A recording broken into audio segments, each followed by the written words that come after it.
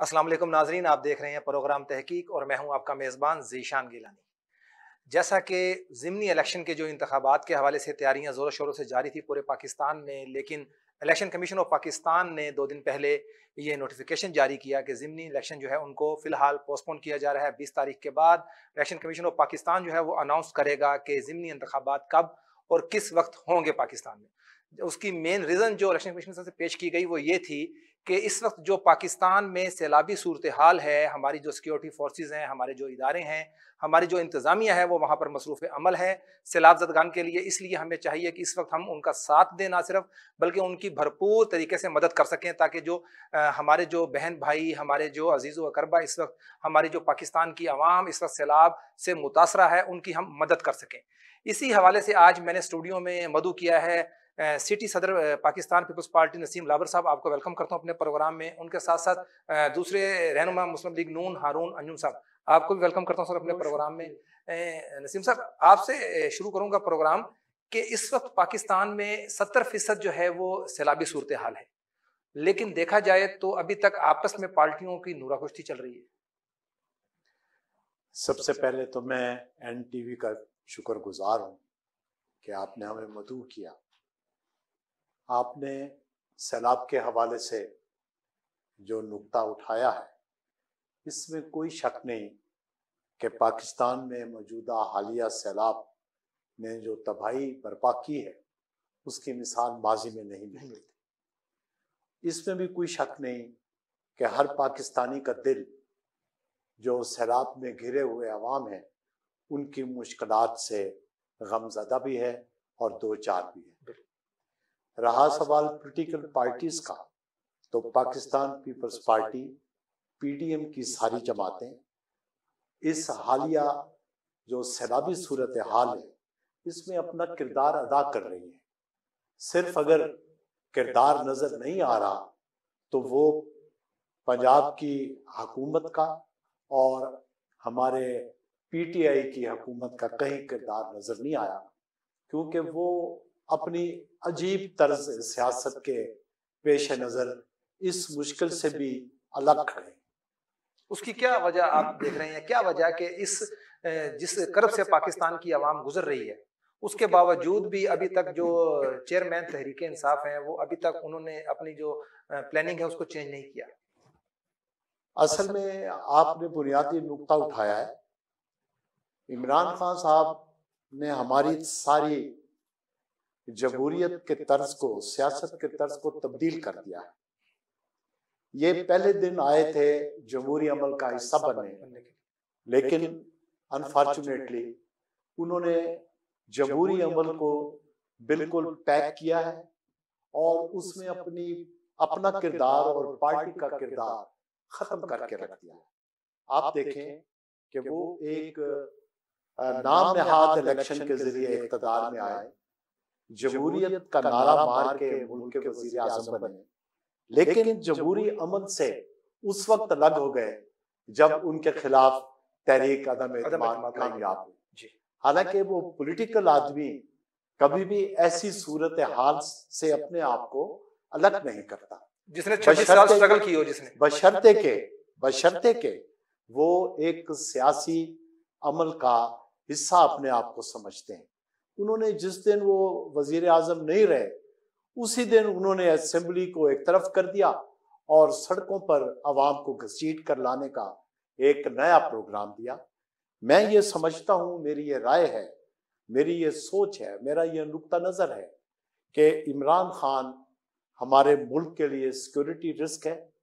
वो इस मुल्क में खाना जंगी, हर किस्म के इदारे को तकसीम करना और अदम इस्तेकाम की जो पॉलिटिकल सोच ख़ास तौर पे नौजवानों में उसने डाली है, वो हमारे पाकिस्तान के मुस्तकबिल के लिए कभी भी एक अच्छी खबर या एक अच्छा मुस्तकबिल नहीं है।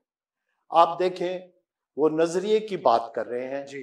पहली बात तो ये है कि पीटीआई का कोई नज़रिया है ही नहीं। क्या अगर कोई नज़रिए की बात करते हैं तो नज़रिया यही है कि आप रियासत मदीना का नारा लगाएं और जलसों में जुलूसों में मौसीकी बेराव रवि, उसके बाद बेपर्दगी और इस किस्म के जो इकदार हैं, आप उनको फरोग दें। क्या रियासत मदीना का कॉन्सेप्ट यही है? नहीं। यानी कहने का मकसद ये हुआ कि आप नारा लगाते हैं रियासत मदीना का और अमल करके दिखाते हैं बेराव रवि का। इसी तरीके से आप नारा लगाते हैं जमहूरियत का और अमल करते हैं कि किसी तरह पाकिस्तान में एक ऐसी अदम इस्तेकाम की सूरत हाल पैदा हो कि मुल्क डिफॉल्ट करे, मुल्क श्रीलंका बने, या खुदा मालूम वो इस मुल्क को क्या क्या बनाना चाहते हैं।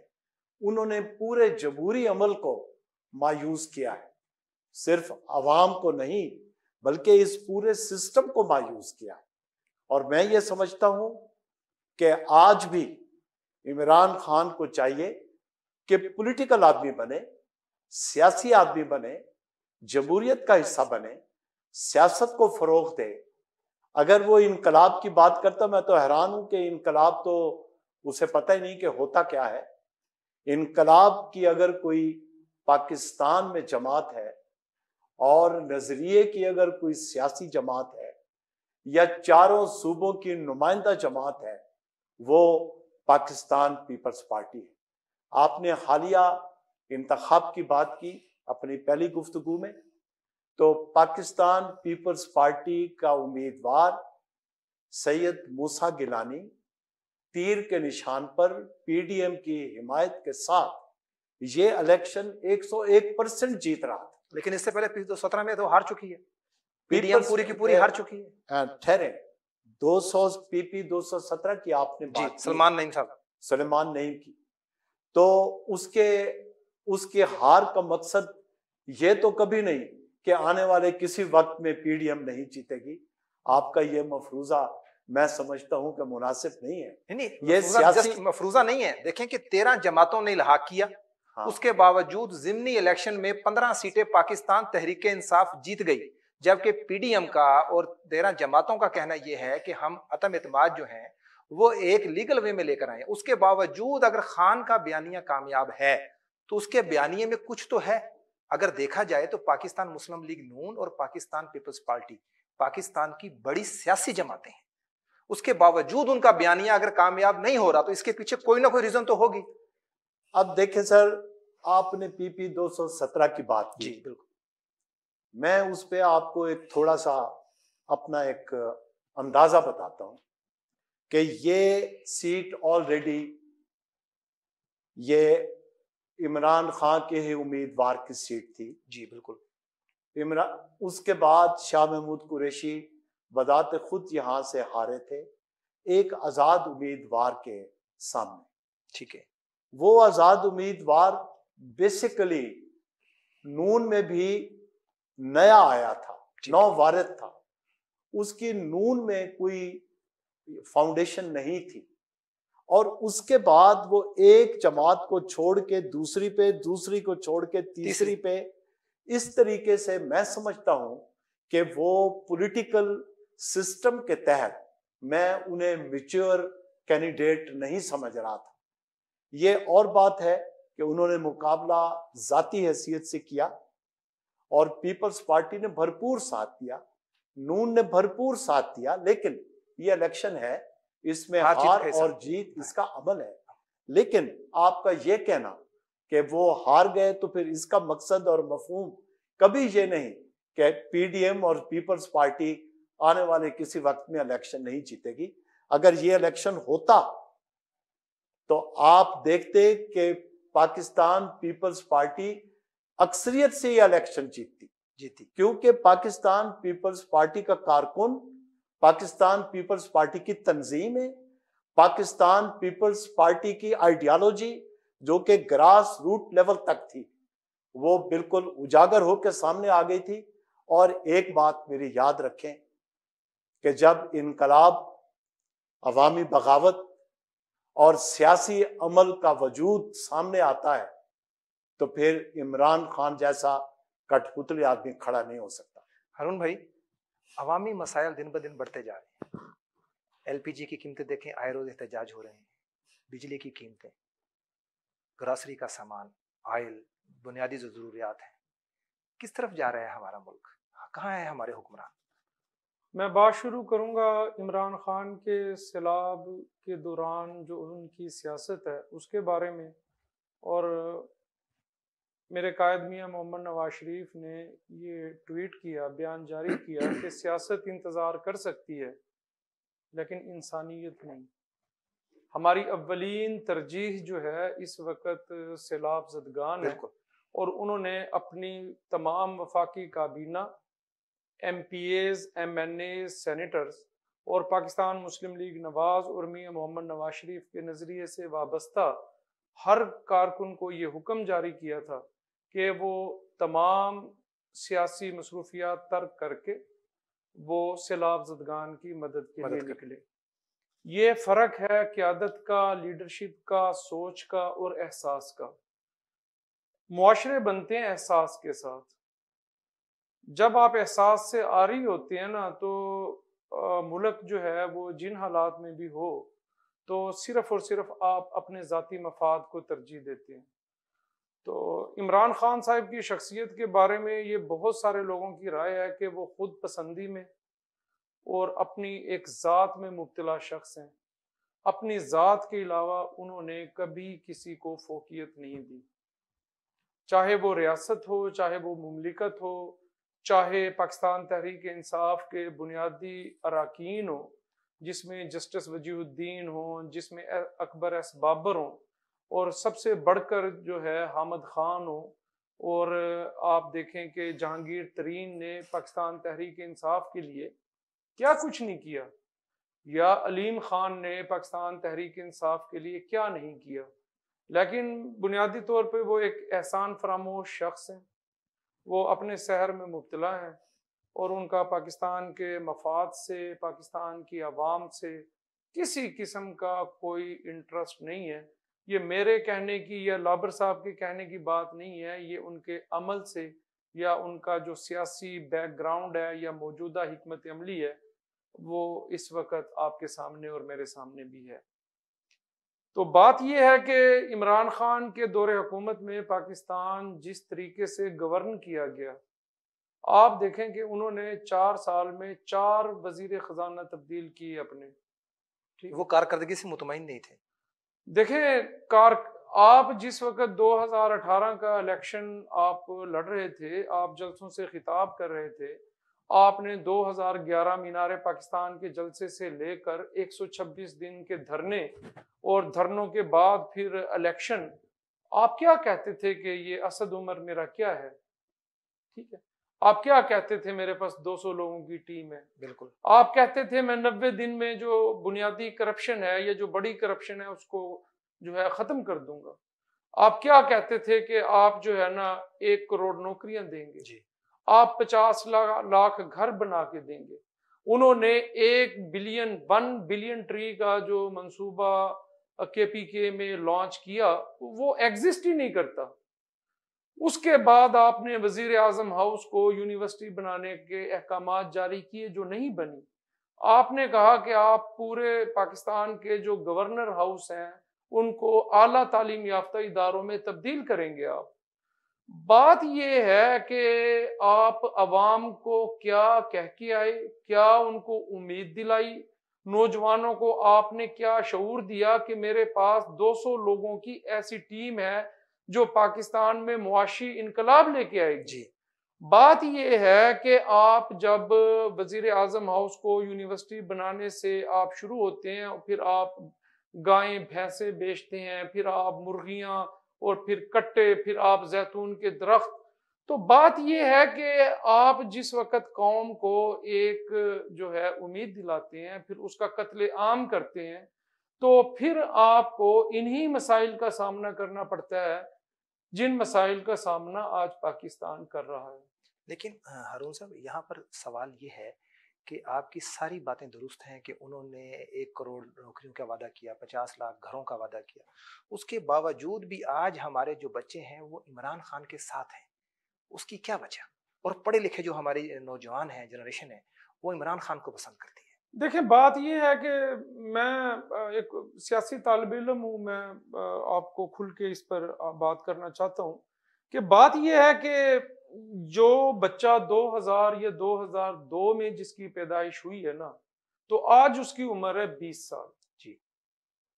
मतलब ये है कि जिस वक्त इमरान खान ने अपनी तहरीक को लॉन्च किया, या जिस वक्त हमारे जो ताकतवर इदारे हैं उन्होंने उनको इस रेस में डाला, उस वक्त हमारी जनरेशन की उम्र थी 10 साल।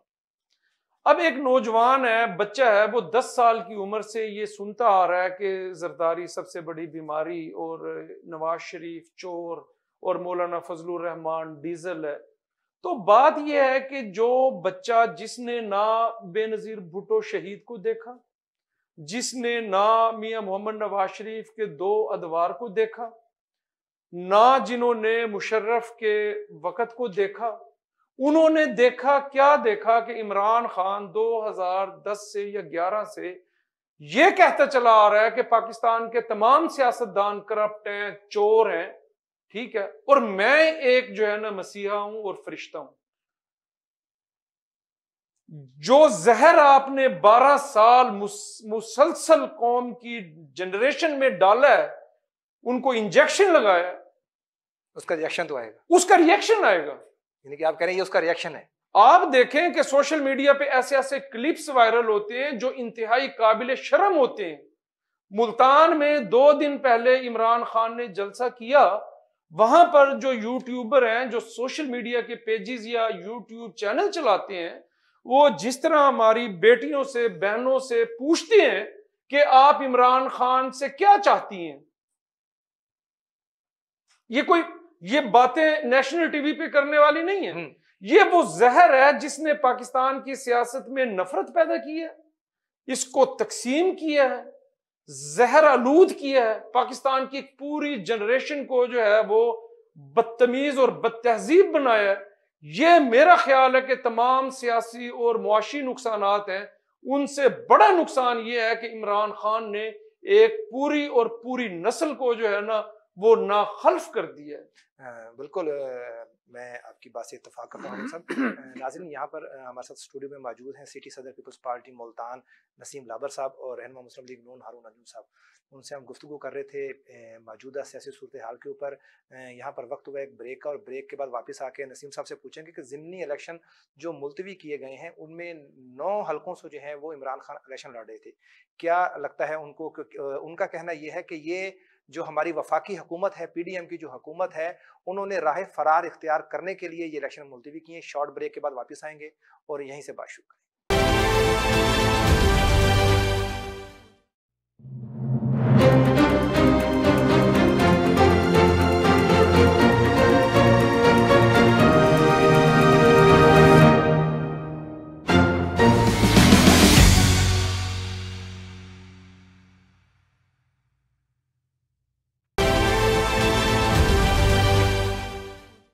वेलकम बैक नाजरीन। मेरे साथ स्टूडियो में मौजूद हैं सिटी सदर पाकिस्तान पीपल्स पार्टी नसीम लाबर साहब और हारून अंजुम साहब पाकिस्तान मुस्लिम लीग नून से।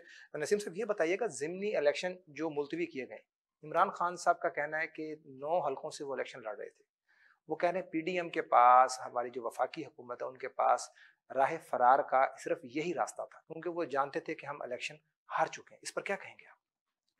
पहली बात तो ये है जी कि इमरान खान साहब इलेक्शन की बात करते हैं और कौमी असम्बली में जाने को तैयार नहीं है। ये बेमाना इलेक्शन लड़ना चाहते हैं और वो इस बात की निशानदेही कर रहे हैं कि वो पॉलिटिकल सिस्टम के खिलाफ हैं। वो इलेक्शन लड़ के असम्बली में नहीं जाएंगे, वो एक की जगह 9 सीटों पे लड़ेंगे और ये बेमाना इलेक्शन लड़ना चाहते हैं कि मैं वहाँ पहुँचूँ, 1, 2, 4 सीटों से जीतूं, उसके बाद फिर रिजाइन करूं, दोबारा इलेक्शन में जाऊं और ये जमहूरियत को और सियासत को अपना एजिटेशन का एक जरिया फराहम करने के लिए इलेक्शन लड़ना चाहते हैं। जो शख्स असेंबली में जाके अपना आवाम के मसाइल का किरदार अदा नहीं करता, उसको इलेक्शन लड़ने की जरूरत क्या है? और एक और नुक्ता कानूनी भी है कि क्या एक शख्स 9 हलकों से इलेक्शन बैक वक्त लड़ सकता है? मेरा ख्याल ये है कि आइन की रूह से आप 4 से ज्यादा सीटों पर इलेक्शन नहीं लड़ सकते, लेकिन क्योंकि ये मुख्तलिफ हलकों के नॉमिनेशंस उन्होंने दिए हैं और जब ये ऐसा वक्त आएगा कि वो सामने आएंगे तो हो सकता है इसमें कोई कानूनी सुकम भी पैदा हो। लेकिन अब रहा सवाल ये कि पीडीएम ने ये इलेक्शन, आपका जी जी फरमान था कि उन्होंने राह फरार इख्तियार की है इलेक्शन से। हालांकि इलेक्शन कमीशन एक खुद मुख्तियार इदारा है, उसको ना पीडीएम किसी हुकूमत ने अंडर प्रेशर रखा हुआ है। वो एक आज़ाद है, वो इंडिपेंडेंट इंस्टीट्यूशन है, वो अपने फैसले खुद करता है। और इलेक्शन कमीशन का जो स्टेटस है वो एक बड़ी अदालत के मुकाबले में है और गैर जानिबदार है। उसमें इलेक्शन कमीशन को कोई भी हुकूमत डिक्टेशन नहीं दे सकती। ये तासुर बिल्कुल गलत है कि पीडीएम ने यानी राय फरार इख्तियार की है। पीडीएम वक्त आने पर, मुकर्रा वक्त पर जो आइन के मुताबिक टाइम इलेक्शन का तयन कर चुका है, उस पर इलेक्शन लड़ेगी और इमरान खान को समझ आएगी कि सही पॉलिटिकल इलेक्शन क्या होता है। नवाज शरीफ साहब कब तक आ रहे हैं? सबसे पहले तो मैं जो पीछे वाली बात थी उसको थोड़ा सा, मैं इस वक्त अशद तरीन ज़रूरत है Pakistan Muslim League Nawaz, Pakistan Peoples Party को, उसकी आला क़यादत को ये फिक्र करने की ज़रूरत है कि वो पाकिस्तान के नौजवानों को एंगेज करें। बिल्कुल, उनको एक पॉजिटिव जो है पॉलिटिकल इन्वायरमेंट प्रोवाइड करें जिसमें वो अपने आप को आगे बढ़ा सकें। पाकिस्तान भर से जो नौजवान जो जमहूरियत के लिए जद्दोजहद कर रहे हैं, ख़ास तौर पर जो पीडीएम थी उसकी तहरीक में पाकिस्तान भर से नौजवानों ने उसके अंदर अपनी कुव्वत दी है जी, अपना वक़्त दिया है। वोट को इज्जत दो तहरीक मियां मोहम्मद नवाज शरीफ ने चलाई, उसने अवाम को शऊर दिया, अवाम को बेदार किया, वोट की अहमियत और अफादियत को वाज़े किया कि वोट दें, फिर उस वोट को तहफ़्फ़ुज़ दें। मैंने अभी भी ये काफ़ी जलसों में मूसा गिलानी साहब के साथ मैं रहा हूँ, तो मेरी बुनियादी नुक्ता ये था कि जिस वक्त कोई इलेक्शन अनाउंस होते हैं तो बेसिकली रियासत आपको अपॉर्चुनिटी प्रोवाइड करती है कि आप अपना वोट कास्ट करें।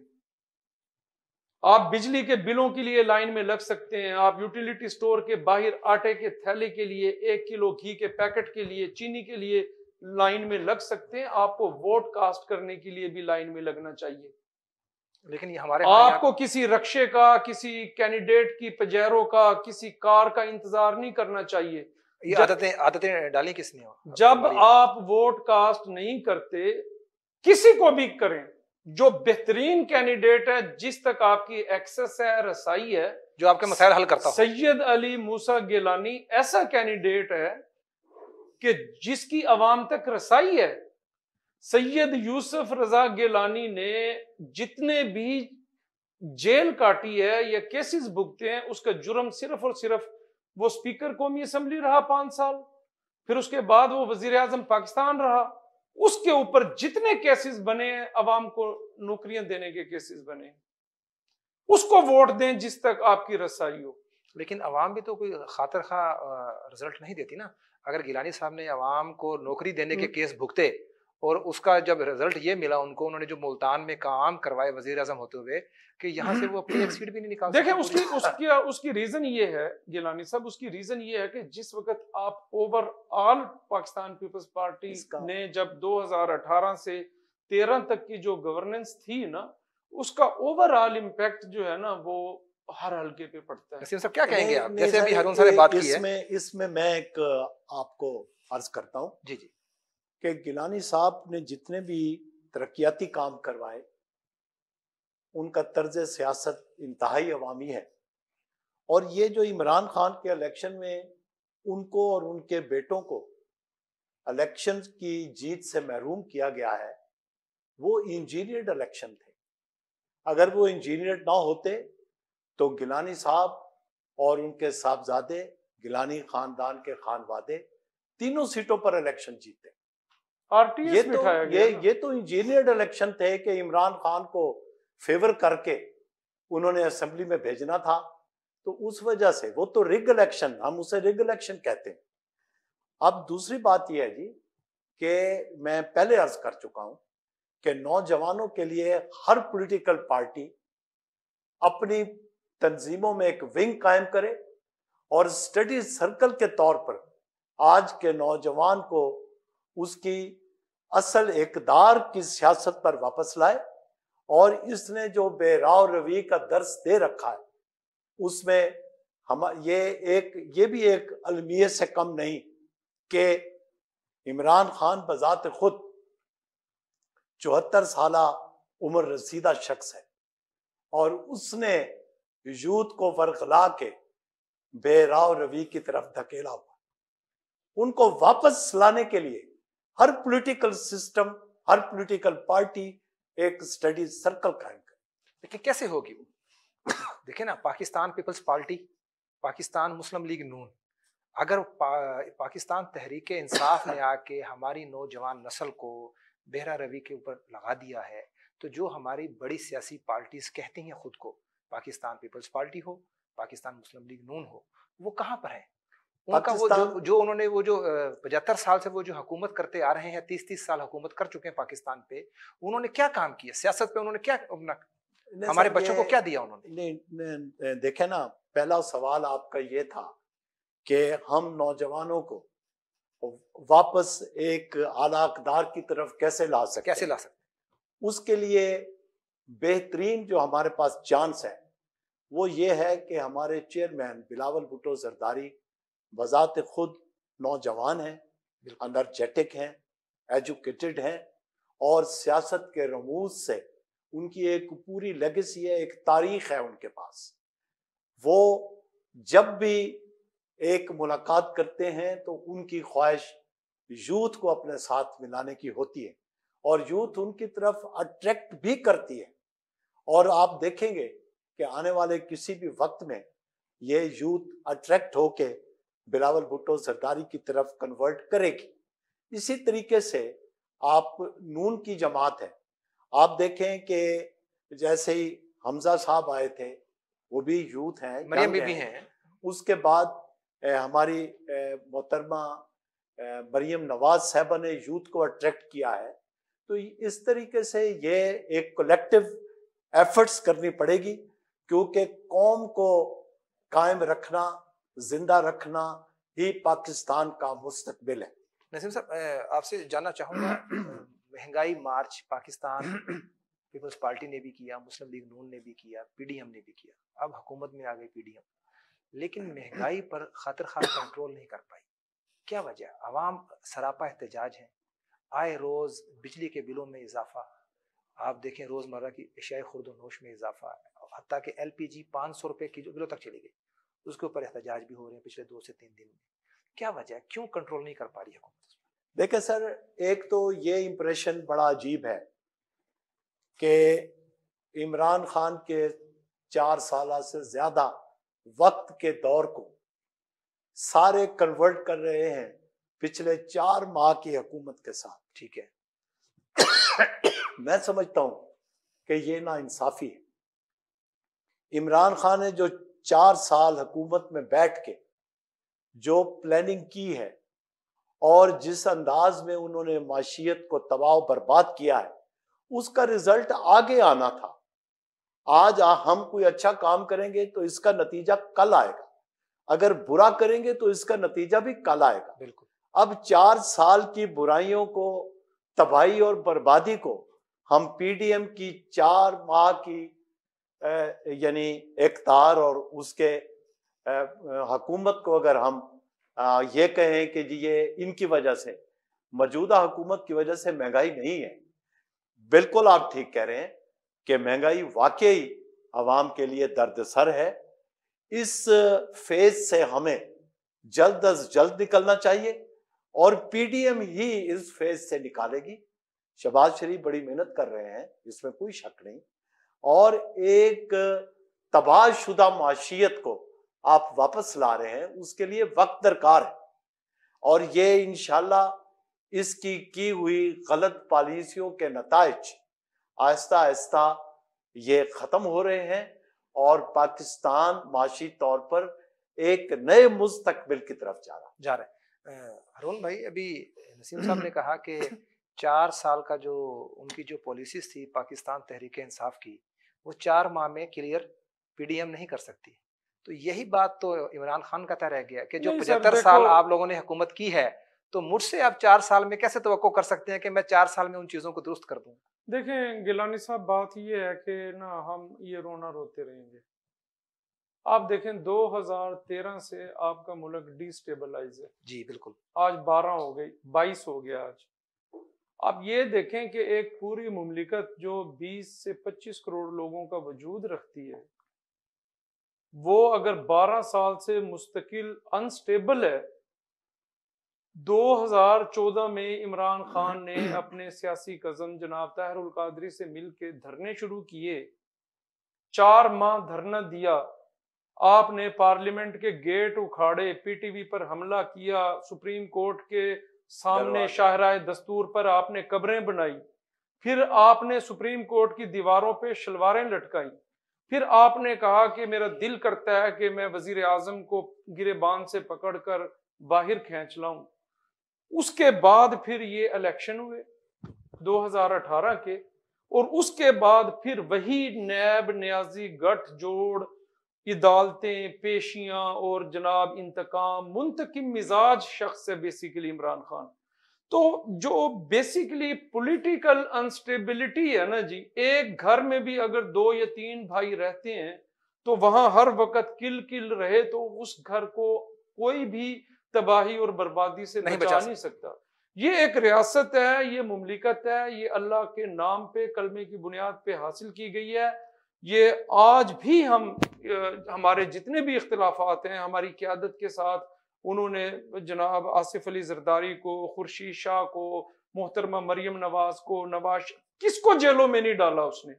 बात यह है कि आज भी जैसे लाबर साहब ने बड़ी अहम बात की है कि इमरान खान को पॉलिटिक्स करने की जरूरत है, अपनी पॉलिसी को रिव्यू रिविजिट करने की जरूरत है कि उनके रवैये से इस वक्त जो है रियासत पाकिस्तान को नुकसान हो रहा है। इस वक्त पाकिस्तान का सबसे बड़ा मसला जो है वो इमरान खान बजाते खुद बनते जा रहे हैं, क्योंकि उनकी एक फॉलोइंग है।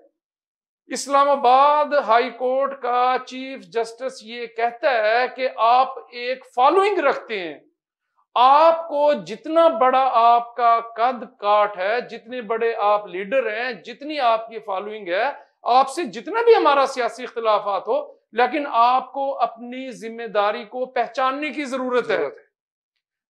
इस वक्त पाकिस्तान की तमाम सियासी जमातें, पाकिस्तान के रियासती इदारे, उसमें पाकिस्तान की एस्टेब्लिशमेंट, पाकिस्तान की पार्लियामेंट, पाकिस्तान का मीडिया और पाकिस्तान की इंतजामिया एक ऐसे ग्रैंड डायलॉग पे, एक ऐसे मिसाके मईशत पर बात करें जिसमें वो मईशत को पाकिस्तान के अंदर जो सियासी अदम इस्तेहकाम है उसके असरात से महफूज रखने के लिए जो है कि आप जिस तरह मर्जी सियासत करें लेकिन मईशत पे आप किसी भी किस्म का कोई कंप्रोमाइज नहीं करेंगे। नहीं कर सकते। फिर हम महंगाई के मसाइल से, फिर हम IMF से, फिर हम ये भीख मांगने, 1-1 अरब डॉलर के लिए हम 6-6 माह भीख मांगते हैं, अपनी आवाम का मुआशी कत्लेआम करते हैं, हम पेट्रोल के बम गिराते हैं, हम बिजली के बिलों के जरिए आवाम का खून निचोड़ते हैं, हम अशियाए खुर्दोनोश की किल्लत की वजह से आवाम जो है वो महरूम है। इन तमाम मसाइल का एक ही हल है, वो पॉलिटिकल स्टेबिलिटी और मईशत को सियासी असरात से पाक करना, अपनी जिम्मेदारियों का एहसास करना और अपने मामलात को टेबल पर बैठ के अपने मुतालबात को मनवाना। जी नाज़रीन, जैसा कि अभी लाबर साहब यहाँ पर एक शॉर्ट ब्रेक है, ब्रेक के बाद वापस आएंगे तो बिल्कुल आपसे हम इसके ऊपर भी बात करेंगे और साथ साथ ये भी जानने की कोशिश करेंगे कि एक तरफ इमरान खान हमारे रियासती इदारों के खिलाफ बयान दे रहे हैं और साथ वो वहाँ पर अपने जो जलसे कर रहे हैं उन जलसों में वो वहाँ पर मियां नवाज शरीफ साहब और जो जरदारी साहब हैं उनकी वो वीडियोस विजुअल्स चला के बता रहे हैं कि मैं पहला सियासतदान नहीं हूँ जो मैं ये इस तरह की मैंने बयानियाँ दी हैं। इससे पहले भी पाकिस्तान की जो सीनियर क़यादत हैं दीगर सियासी जमातों की वो भी इस तरह के बयान दे चुकी हैं। एक शॉर्ट ब्रेक के बाद वापस आएंगे और गुफ्तगू का सिलसिला यहीं से जारी रखेंगे।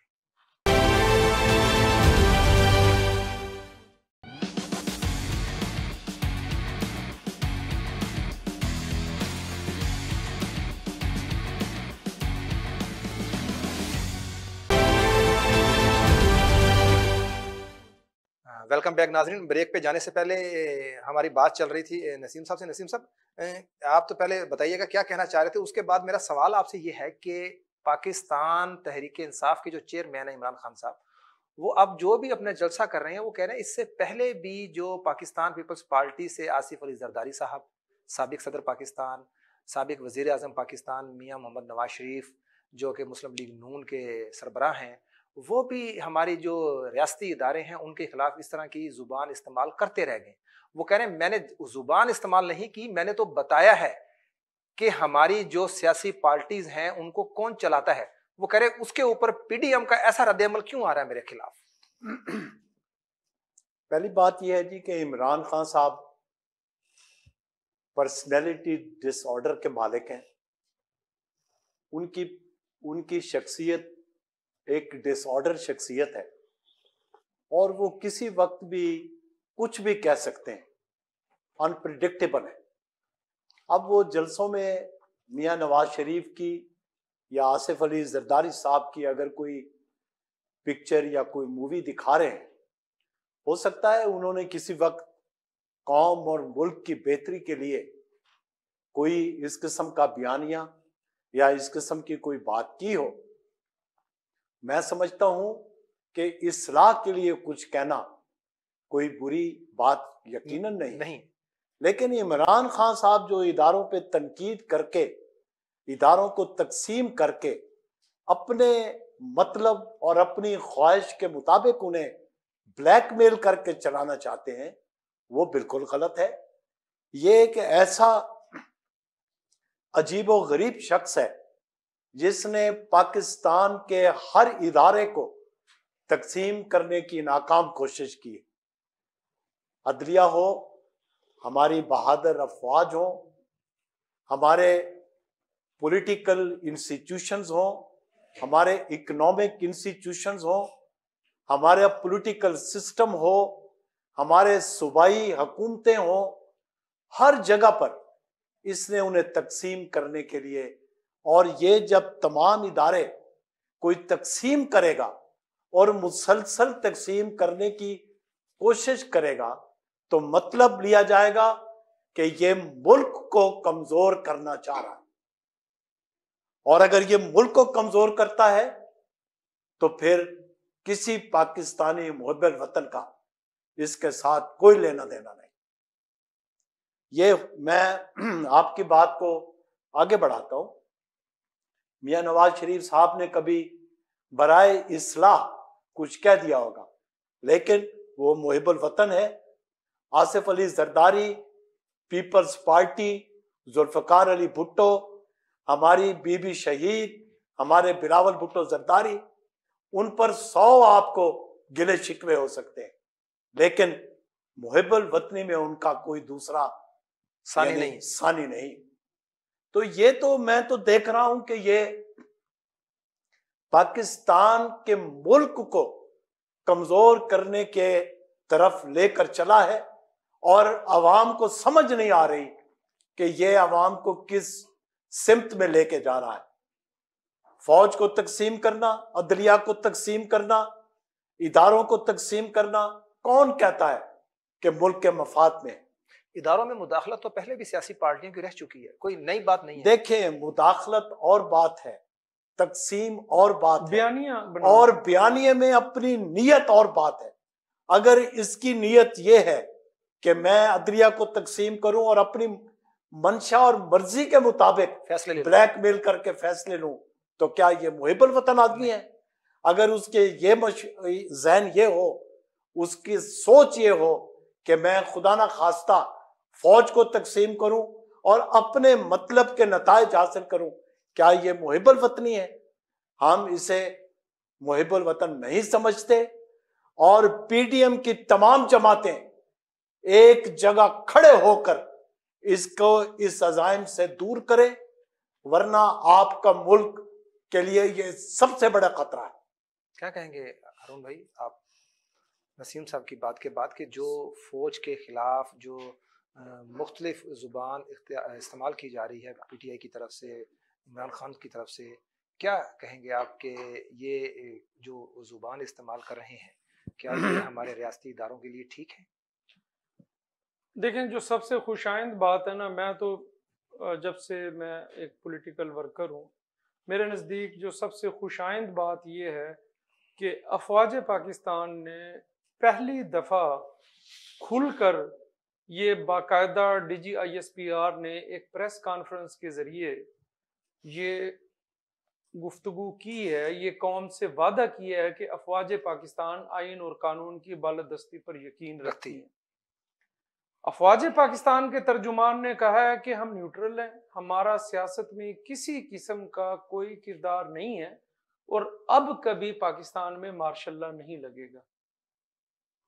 ये खुशाइंद बात है ना? जी बिल्कुल। ये पाकिस्तान की तमाम पॉलिटिकल पार्टीज 20 या 30 साल से, जब से आखिरी मार्शल लॉ परवेज मुशर्रफ का लगा, तो उस वक्त से यही मुतालबा मियां मोहम्मद नवाज शरीफ की जो वोट को इज्जत दो तहरीक का खुलासा या पाकिस्तान डेमोक्रेटिक मूवमेंट की जो तहरीक का खुलासा यही था कि तमाम पाकिस्तान के इदारे अपनी आईनी और कानूनी हदूद में रहकर ऑपरेट करें, पार्लियामान अपना काम करे, हमारी अफवाज पाकिस्तान का दिफा करे, अदलिया अपना किरदार अदा करे, इंसाफ प्रोवाइड करे और मीडिया चेक एंड बैलेंस रखे अपनी आइज।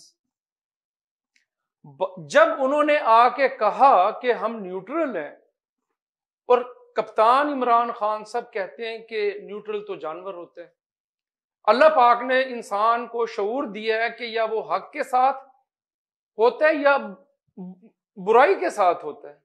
मतलब इमरान खान साहब ये समझते हैं कि मैं हक हूं और पाकिस्तान की बाकी तमाम पॉलिटिकल पार्टीज जो है ना वो बुराई हैं। कहना बयानियत उनका यही है, इसलिए तो वो कह रहे हैं। बात ये है कि इमरान खान ये समझते हैं, बल्कि वो इस चीज पर बजिद हैं कि जो उनके साथ हो वो पाकिस्तान का इदालती निजाम हो, वो पाकिस्तान की एस्टेब्लिशमेंट हो, वो पाकिस्तान का मीडिया हो, जो इमरान खान के साथ खड़ा है उनको फैसिलिटेट कर रहा है, उनको हर किस्म की आईनी और गैर कानूनी जो है सपोर्ट मुहैया कर रहा है, इट्स ओके। लेकिन जिस वक्त जो है अदलिया अपना काम करेगी, इस्लामाबाद हाई कोर्ट अपना काम करेगी, जब खातून मजिस्ट्रेट आइन और कानून के मुताबिक शहबाज गिल का जिस्मानी रिमांड देगी, जब मीडिया हक और सच की बात करेगा, जब एस्टेब्लिशमेंट कहे कि खान साहब अब अपना वजन खुद उठाएं। यही होता है ना कि एक बच्चे को आप जब वो स्कूल आता है तो उसको 2 साल 4 साल 5 साल जो है उसको सहारा दे के चलाया जाता है ना। जब हमारी एस्टेब्लिशमेंट कहती है कि खान साहब आप अपना वजन खुद उठाएं, तो वो बुरी बन गई, वो जानवर हो गए। अगर वो साथ दें तो ठीक है, वो बुराई के साथ खड़े हैं, वो सच के साथ नहीं खड़े। उनको आप थ्रेट करें, धमकियां दें। आप पाकिस्तान की तारीख में पहली दफा नए आने वाले आर्मी चीफ की तयनाती को मुतनाज़ बनाए आप। लेकिन उसके मुतनाज़ बनाने का जो उनका बयान है हारून भाई आपसे भी और नसीम साहब आपसे भी, वो कहते हैं कि मेरा कहना यह है कि पाकिस्तान आर्मी का जो इस वक्त नया आर्मी चीफ आए, मैं ये चाहता हूं कि उसको आसिफ अली जरदारी या मियां नवाज शरीफ ना लेकर आए। सर उसके लिए एक मैकेनिज्म है, आइन और कानून है। 75 साल से पाकिस्तान का चीफ ऑफ आर्मी स्टाफ, वजीर आजम, मौजूदा आर्मी चीफ जो उस वक्त हाजिर सर्विस आर्मी चीफ होता है, उसकी मुशावरत से, रिकमेंडेशन से उसकी एक समरी मूव होती है, उसको वजारत दिफा मूव करती है। जो आपके 5 सीनियर तरीन अफवाज पाकिस्तान के जर्नैल होते हैं, उनमें से उनका चुनाव किया। मतलब ये है कि उनकी मर्जी से आए तो मुहिब्बे वतन, अगर पीडीएम और की मर्जी अगर से आए तो उनकी मर्जी से ना आए तो वो मतलब उसकी मुहिब्बुल वतनी पर शक। ये इतना खतरनाक, देखिए इमरान खान साहब का ये स्टाइल है, वो जो बयान दे रहे होते हैं वो बहुत प्लानिंग के साथ देते हैं, वो इदारों पर प्रेशर बिल्ड करने के लिए देते हैं। उनको पता होता है कि उसके बाद ऐसा रिएक्शन आएगा, वो उसको ना सॉरी सॉरी करके जनाब जो है ना उस पर मट्टी डालते हैं। लेकिन अब मट्टी पाकिस्तान की अवाम नहीं प्रोग्राम खत्म हो गया, अब अवाम नहीं डालने देगी। अब पाकिस्तान डेमोक्रेटिक मूवमेंट की सूरत में ये अल्लाह ताला जो है करोड़ों रहमतें नाजिल करे मोहतरमा शहीद बेनजीर भुट्टो की आखिरी आरामगाह पे, कि उन्होंने जो मियां मोहम्मद नवाज शरीफ के साथ मिसाक जमहूरियत साइन किया था, वो जो आज से 10, 12, 15 साल पहले जो उन्होंने डॉक्यूमेंट साइन किया था, आज वो तनावर दरख्त है, वो फ्रूटफुल है। उसके साए में पाकिस्तानी अवाम इंशाअल्लाह ताला अपने मसाइल को हल करेगी। कितनी जबरदस्त बात है कि पाकिस्तान पीपल्स पार्टी का उम्मीदवार अली मूसा गिलानी है और उसकी पीडीएम की सारी जमातें सपोर्ट कर रही हैं। आखिरी बात सॉरी, मैंने बिलावल भुट्टो जरदारी से मेरी 3 या 4 मुलाकातें हैं। मैं सच्ची बात बता रहा हूं पूरी ईमानदारी के साथ, सियासी वाबस्तगी को कायम दायम रखते हुए, कि मुझे बिलावल भुट्टो जरदारी के अंदर पाकिस्तान का एक बहुत बड़ा लीडर नजर आ रहा है। जिस तरीके से उनकी गुफ्तगू है, जितना उनका कॉन्फिडेंस है, अगर वो पीपल्स पार्टी की मजबूरियों, मेरी बात समझ रहे हैं आप? जी जी। अगर उनके ऊपर पाकिस्तान पीपल्स पार्टी की पिछले 15-20 साल हुकूमतों का जो वो ना हो, ना करदा गुनाह उनके ना ना करदा, पीपल्स पार्टी की हुकूमत 15 साल से सिंध में मौजूद है, हम आपस में इत्तेहादी हैं, लेकिन जो सिंध की हालत जार है वो किसी से आंधे को भी नजर आती है। अगर बिलावल भुट्टो जरदारी के ऊपर उसकी सिंध में जो पीपल्स पार्टी की 15 साल से हुकूमत है उसकी बैड गवर्नेंस का बोझ ना हो, तो बिलावल भुट्टो जरदारी पाकिस्तान की तारीख का बहुत बड़ा लीडर बनने जा रहा है। मैंने बहुत गौर से देखा है, और जो सैलाब मुतासरीन के लिए उसने जो काम किया है, उसने वजारत खारजा में कॉन्फ्रेंस मुनक्किद करवाई है और 130 अरब रुपए इकट्ठे हुए हैं। वादे नहीं किए इमरान खान की तरह, पैसे आए हैं, और वो कौम का दर्द रखता है। वो बहुत मैच्योर इंसान है, नौजवान है, वो आने वाले वक्त में पाकिस्तान का असासा बनेगा। और इंशाअल्लाह ताला मोहतरमा मरियम नवाज साहिबा और बिलावल भुट्टो की जरदारी की क़यादत में, आने वाले वक्त की बात कर रहा हूँ, मुस्तकबिल की बात कर रहा हूँ, इंशाअल्लाह ताला पाकिस्तान को एक ऐसी क़यादत मुयस्सर आएगी जो अपने तमाम जाती मफादात को बाले ताक रखते हुए इंशाअल्लाह ताला पाकिस्तान के लिए काम। क्या कहेंगे इसमें? हमारे चेयरमैन बिलावल भुट्टो जरदारी साहब का इमरान के साथ कंपैरिजन करना तो इंतहाई गैर मुनासिब है। आप पाकिस्तान का जो मुस्तकबिल हम देख रहे हैं, मैं इनकी बात से इत्तफाक करता हूं कि पाकिस्तान का मुस्तकबिल बिलावल भुट्टो जरदारी। और दूसरी बात जो इन्होंने की है कि उनमें इन्होंने जो एक भड़क और एक जो कॉन्फिडेंस देखा है, वो बिलावल भुट्टो जरदारी का एक लेगेसी है जो सदियों, तकरीबन 1 सदी से मुहित है। तो वो पाकिस्तान का मुस्तकबिल है, वो पाकिस्तान को लीड करेंगे। और इसमें भी कोई दूसरी राय नहीं कि जहां तक मुल्क की बका, मुल्क का इस्तेहकाम और मुल्क को कायम और दायम रखने के लिए हमारी पीडीएम की जमातें इकट्ठी हैं, ये एक नेक काम है। और ये इनका इकट्ठा रहना सिर्फ इसलिए एक ही पॉइंट पर है कि हमारा मुल्क हमेशा कायम रहे इंशाअल्लाह। और जब ये इकट्ठी हुई हैं तो इनको बिल्कुल यानी वसूख के साथ शक पड़ गया था कि इमरान खान का एजेंडा पाकिस्तान को कायम रखने का नहीं है। इसलिए हम बावजूद इसके कि नजरियाती तौर पर हमारा एक दूसरे से हमारा नजरियाती सियासी इख्तलाफ है, रहेगा, लेकिन उस वक्त खत्म हो जाएगा जब पाकिस्तान को कायम रखने की बात आएगी। इसके साथ अभी इन्होंने फरमाया कि वो न्यूट्रल को जानवर कहता है। वो एक बेवकूफ आदमी है, वो अपने आप को खतरनाक कहता है। उसे आज तक कभी पीटीआई के किसी बंदे ने यह नहीं बताया कि खतरनाक सिर्फ जानवर होता है। वो खुद जानवर है, वो दूसरों को जानवर क्यों कहता है? वो खुद कहता है कि मैं खतरनाक हूं, मजीद खतरनाक होता जा रहा हूं, और मजीद खतरनाक। लेकिन उसको ये कोई नहीं कहता कि खतरनाक होना जानवर ही की एक निशानी है। जब तुम खतरनाक हो तो फिर तुम इंसान नहीं हो, तुम जानवर हो। तो जानवर दूसरों को कहता है, जबकि उस जानवर की तमाम खसूसियात खतरनाक में खुद बयान करता है।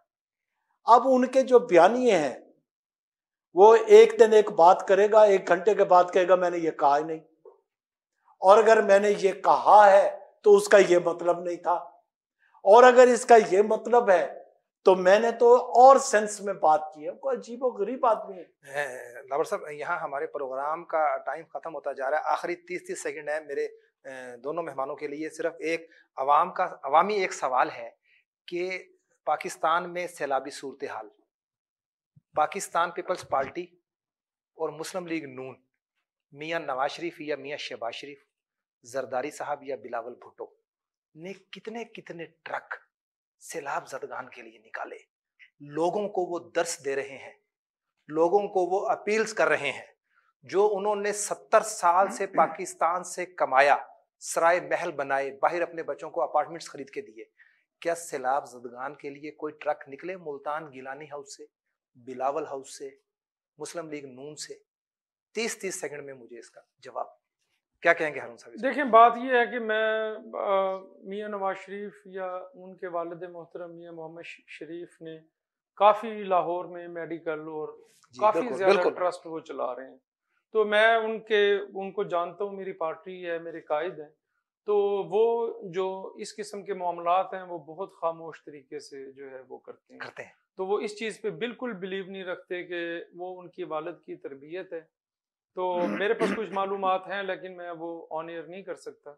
वो क्या कहेंगे नसीम साहब? अल्लाह और उनका इसमें सर मैं अर्ज करूं कि पाकिस्तान पीपल्स पार्टी ने सिंध में जो सैलाब ज़दा अवाम की जो खिदमत की है वो किसी से ढकी छुपी नहीं, और उसमें उनके जो पर्सनल एफर्ट्स हैं वो भी शायद उन्होंने उनका इजहार बरमला ना किया हो, लेकिन उसके मफादात और उसके असरात वहाँ की सैलाब ज़दा अवाम पर बिल्कुल पहुँच रहे हैं। इसके अलावा आप ये देखें कि कौमी सतह पर, बैनुल-अक़वामी सतह पर जो कुछ हमारे चेयरमैन बिलावल भुट्टो जरदारी ने बतौर वजीर खारजा पूरी दुनिया को सैलाब ज़दगान की मदद के लिए आमादा किया है, ये भी किसी एक बहुत बड़े कारनामे से कम नहीं। आप दोनों मेहमानों का बहुत बहुत शुक्रिया कि आपने आज हमें प्रोग्राम के लिए टाइम दिया। नाज़रीन, यहाँ पर मैं आपको एक बात बताता चलूँ कि हम सबसे पहले बहैसियत मुसलमान और एक पाकिस्तानी हैं। हमारा किसी पार्टी से कोई सियासी वाबस्तगी होना कोई जुर्म या कोई गुनाह नहीं, लेकिन उससे पहले हमें यह देखना है कि 2008 का सैलाब हो, जंजला हो, अब 2022 में जो सैलाब आया उसमें भी हम 10 में भी जंजला आया, उसके बाद सैलाब आया, फिर दोबारा अब 2022 में ये सैलाब आया।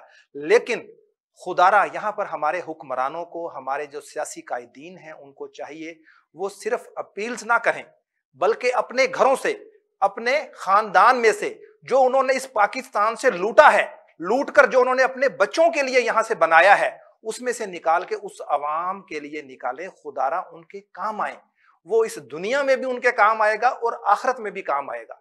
इस वक्त 2022 है, सोशल मीडिया का दौर है, आप किसी की भी जुबान बंद नहीं करवा सकते। अवाम सरापा एहतजाज है, वो कहती है कि हुक्मरान आकर टेलीविजन पे बैठ के, बड़े बड़े चैनल्स पे बैठ के, मुख्तलिफ प्लेटफॉर्म से वो ये कहते हैं कि आएं और आके सैलाब ज़दगान की इमदाद करें। वो खुद कहां पर हैं? अगर कोई फंड्स बाहर से आते हैं तो वो भी सियासत के नजर हो जाते हैं। सियासत के नजर ना हो तो जो हमारे इदारे हैं, इदारों की नजर हो जाते हैं। जो हमारे मुतासरीन हैं सैलाब के, उन तक वो फंड्स, उन तक वो सामान उस तरह से नहीं पहुंच पा रहा। इसी तरह अगर हम पीटीआई पाकिस्तान तहरीक इंसाफ के चेयरमैन की बात करें, वो आज भी एक अपना जलसा कर रहे हैं।